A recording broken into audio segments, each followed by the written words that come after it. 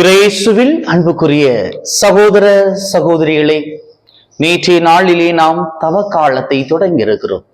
இந்த தவக்காலம் மனமாற்றத்தின் காலமாக இருக்கிறது. எவ்வாறு கண்ணாடியின் முன்னின்று நாம் நம்முடைய உடலை அலங்காரங்கள் செய்கின்ற போது நாம் நம் குறைகளை சரி செய்து கொள்கின்றோமோ, அது போன்று இந்த தவக்காலத்திலே நம்மிடம் இருக்கின்ற குறைகளை, நம்முடைய இருக்கின்ற பாவ அழுக்கு கரைகளை, நம் மனதிலே தேங்கியிருக்கின்ற தேவையற்ற எண்ணங்களை சரி செய்து கொண்டு இறைவனை நோக்கி திரும்பி வருகின்ற காலம்தான் இந்த தவ காலம். அன்புக்குரியவர்களே, 40 நாட்கள் நோன்பிருந்து ஜெபிக்கும் பழக்கம் எப்போது தொடங்கியது என்று பார்த்த பிறகு, இயேசு இறந்து உயிர்த்து விண்ணகத்திற்கு சென்ற பிறகு ஒவ்வொரு ஆண்டும் கிறிஸ்தவர்கள் சிதறிய குழுக்களாக இருந்தார்கள். இவர்கள் இயேசுவின் பாடுகளையும் அவருடைய இறப்பையும் நோன்பு இருக்கும் ஜெபிக்கும் பழக்கத்தை தியானிப்பதை இவர்கள் வழக்கமாக கொண்டாடினார்கள். ஆனால் திரு அவையில் இது கடைபிடிக்கப்படவில்லை. கிபி 325 ஆண்டு நைசியா என்ற பொதுச்சங்கம் கூடிய பிறகு திரு அவையின் முழுவதும் இந்த 40 நாட்கள் நோன்பு பழக்கம் கடைபிடிக்கப்பட்டது. நேற்றைய நாளிலிருந்து இயேசுவின் உயிர்ப்பு பெருவிழா வரை நாம் நோன்பு இருப்போம். இந்த நோன்பு இருக்கும் நாட்களை நாம் கணக்கு பார்க்கும்போது 46 நாட்கள் வரும். ஆனால் நாம் 40 நாட்கள் தான் நோன்பு இருப்போம்.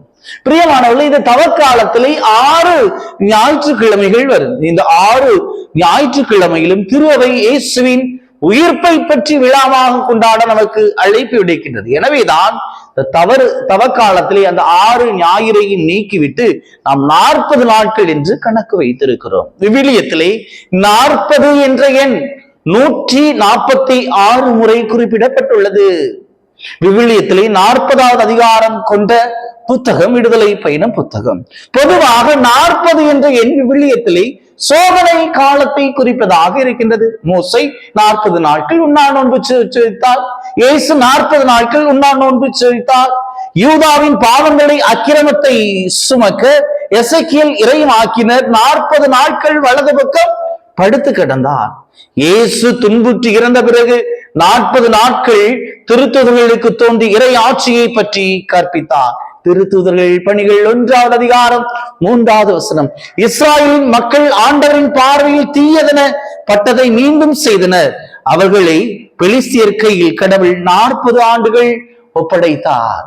பிரியமானவர்களே, ஆக 40 என்ற நாட்கள் விவிலியத்திலே ஒரு சோதனை காலமாக, சோதனை செய்து நம்மை தயார் செய்கின்ற காலமாக, மக்களை நல்வழிப்படுத்துகின்ற ஒரு காலமாக இருக்கிறது. எனவேதான் தாய் திருவை இந்த 40 நாட்களை தவக்காலத்திலே நமக்கு கொடுத்து நம்மை நாமே சோதனை செய்து நம் குற்றங்களை இறைவன் முன் அறிக்கையிட்டு, நம் பாவங்களை இறைவன் முன் அறிக்கையிட்டு நம்மை தயார்படுத்துகின்ற ஒரு காலமாக இருக்கிறது.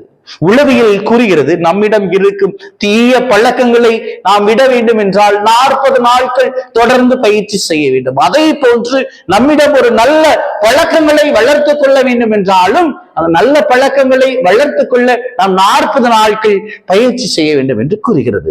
இஸ்லாமின் புனித நூல் குர்ஆன் கூறுகிறது, ஒரு மனிதன் 40 வயதை அடைகின்ற போதுதான் அவன் முழு பக்குவம் அடைகின்றான் என்று கூறுகிறது. ஆக இந்த தவக்காலம் 40 நாட்களை நமக்கு தந்து நம்மை நாமே தயாரித்துக் கொள்ள, நம்மை நாமே சோதித்து நல்வழிப்படுத்துகின்ற ஒரு காலமாக இருக்கிறது. பிரியமானவர்களே, இந்த தவக்காலத்தை நாம் நல்ல முறையில் கொண்டாட நம்மை நாமே சோதனை செய்வோம். நான் இத்தனை நாட்கள் எவ்வாறு வாழ்ந்திருக்கிறேன்?